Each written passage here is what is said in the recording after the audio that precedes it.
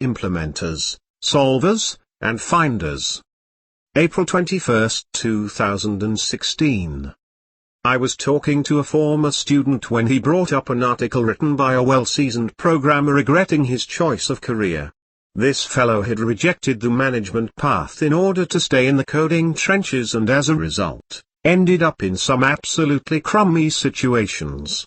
He writes about management anti-pattern after anti-pattern that left him sitting with the bill. Hearing about a dismal career like that is depressing. So much so, that my student who previously was one of my most enthusiastic programmers had turned morose. Who'd blame him? All he had to look forward to was a life filled with misery caused by other folks' poor decision-making skills. Learning that subpar managers will dictate your whole life is almost as traumatizing as dealing with said managers. To make matters worse, his team had recently mulled over their future career plans at lunch. None of them anticipated that they'd remain programmers. As soon as they could, they were going to take the leap into management, avoiding what our blogging friend referred to as his biggest regret. I've talked to a lot of people who live, eat and breathe programming. It's hard to stand next to them without hearing about the latest library or tool they're checking out and how what they're building is awesome and going to revolutionize everything, or is useless but aren't neural networks cool.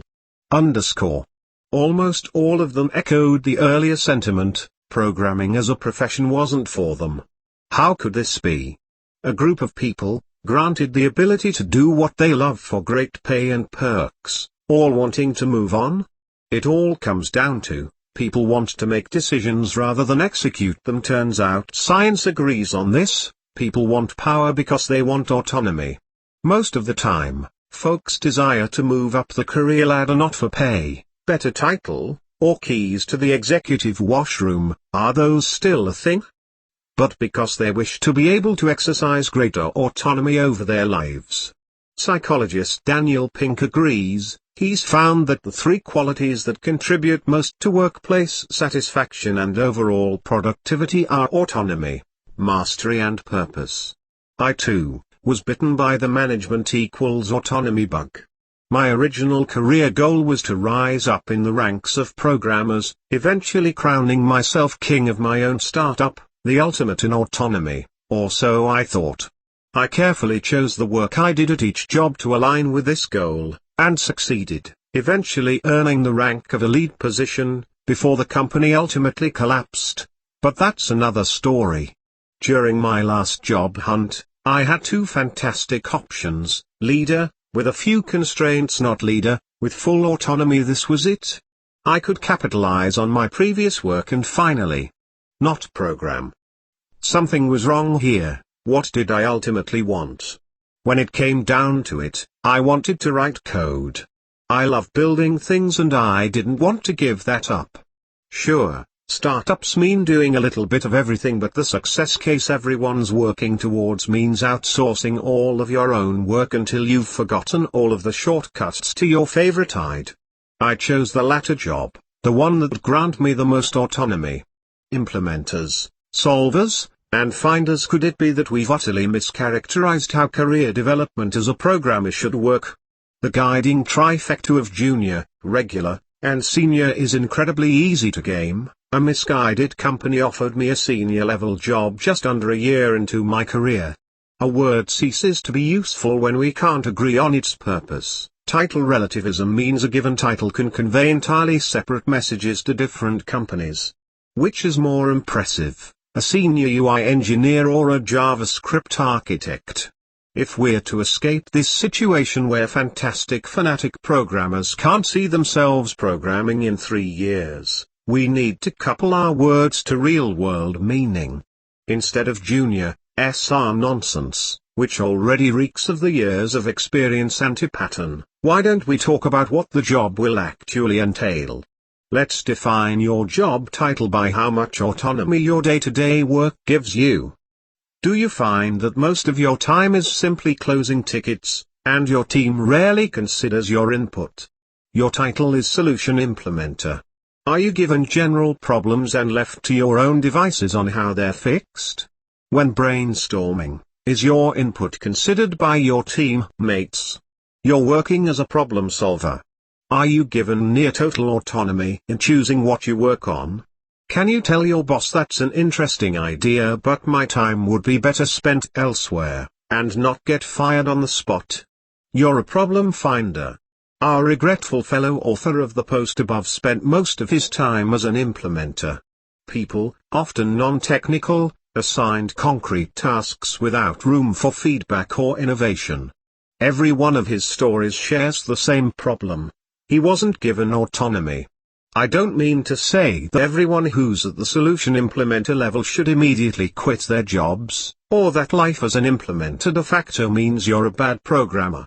Beginning programmers who are still learning the base concepts will thrive as implementers if handed solutions matching the challenge level they're willing to accept.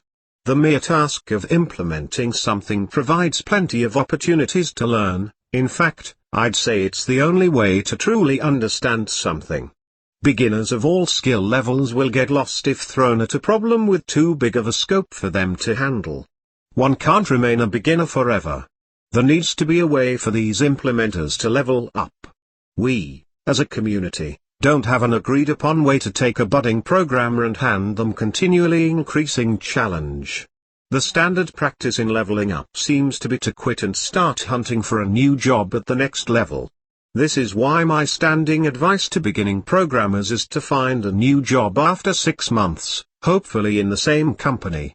It can be difficult to tell if a company is actually looking for a problem solver or the work is just implementation in disguise. One org smell to look out for is the ratio of programmers to product managers. I've fallen for this, thinking I'd get to take charge of a front end when what they really wanted me to do was slog through 17,000 issues in Jira. Determining the true culture of a company is troublesome. You can start by interviewing your interviewer. On the other hand, if our programmer does land that solver job, they will start spreading their wings beyond the basics.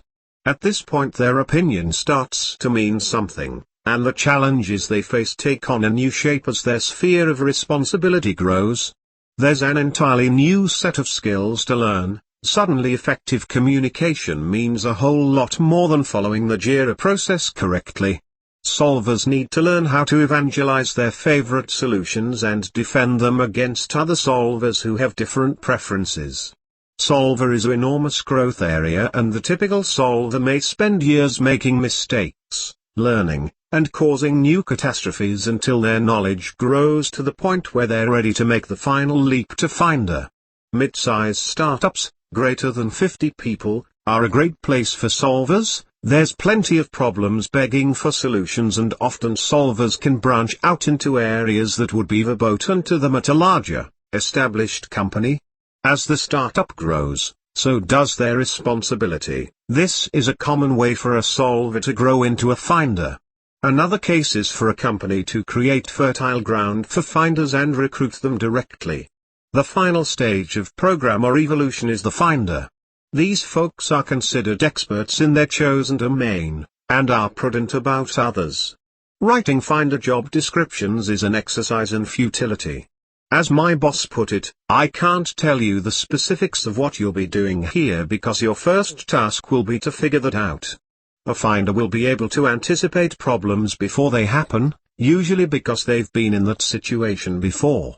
Finders are the canonical done and get things smart that Steve Yegg likes to talk about. Empathy is a critical key in a finder's toolbox. Finders need to work with a variety of other folks without swinging the "I'm smart and because I said so" hammer, otherwise they're brilliant jerks. Finders need autonomy, by definition. Any job that puts significant restraints on what a programmer can and can't do is a poor fit for a finder. Poorly managed startups love to hire smart people and then tell them what to do in precise detail. No one wins. My hope is this post will create shared vocabulary. This triumvirate of concepts can help great folks find the job that's best for them. A company may be honestly seeking an implementer, and effectively communicating that to a solver or finder will save both parties a lot of time. More importantly, I want programmers everywhere to realize that it's possible to have autonomy while still writing code for a living. Some may find fulfillment in leadership. I know I do. The siren song has abated but is not gone, but plenty of hackers out there just want to make great things. There's hope for us yet. Postscript: if this article rang true to you and you feel like you're ready to level up, I'd love to hear from you.